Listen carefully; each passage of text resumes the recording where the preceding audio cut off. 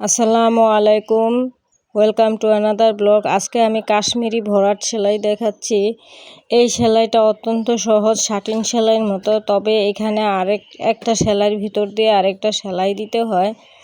এই সেলাইটা খুব তাড়াতাড়ি হয়। এই ভরাটটা বড় কোনো কিছু ভরাট করার জন্য এই ভরাটটা ইউজ করা হয়। আর ছোট ছোট ভরাট করার জন্য কাশ্মীরি সেলাই লাগে না। এই সেলাইটার বৈশিষ্ট্য হচ্ছে এইভাবে দেওয়ার কারণে আড়াআড়িভাবে সেলাইটার উপরে আরেকটা সেলাই দেওয়ার জন্য সেলাইটা আর উঠে থাকে না। যেহেতু বড় কোনো কিছুতে ভরাট করা হয়, একটা সেলাই শাটিন সেলাইয়ের ফোঁটটা অনেক বড় হয়, তার জন্য এই সেলাই, অনেকে এটাকে আবার পাঞ্জাবি ফোঁট সেলাইও বলে। যেটাই হোক, তো নকশি কাঁথা ভরাটের ক্ষেত্রে সাধারণত এইসব সেলাইগুলি করা হয়।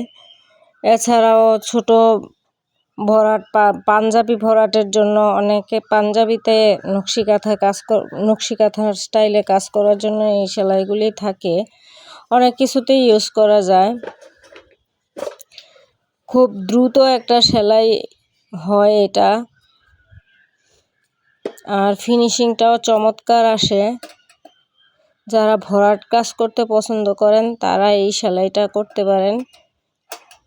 চমৎকার একটা সেলাই। আর এতে শেড সুতা ইউজ করা যায়, ইউজ করলে সুন্দর লাগে। আমি এখানে একটা অপরাজিতা করছি।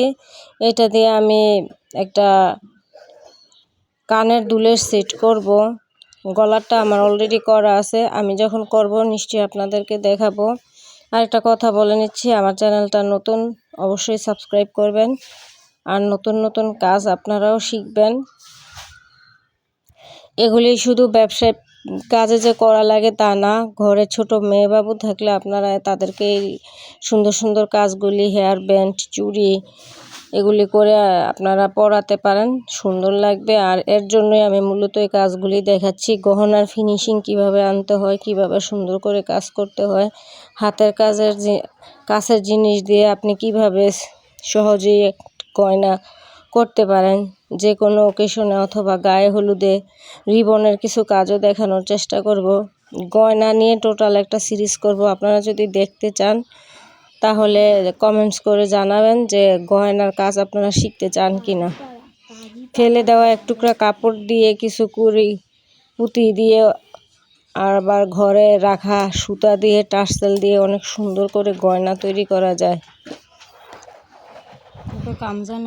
কথা বলতে বলতে আমার ফুলটা শেষ পর্যায়ে চলে আসছি, আর বেশি বাকি নাই। এই যে দেখুন, এখনো পরীক্ষা করে রুটিন দিয়ে দিছে, এখনো দেখে ধন্যবাদ সবাইকে। আসসালামু আলাইকুম।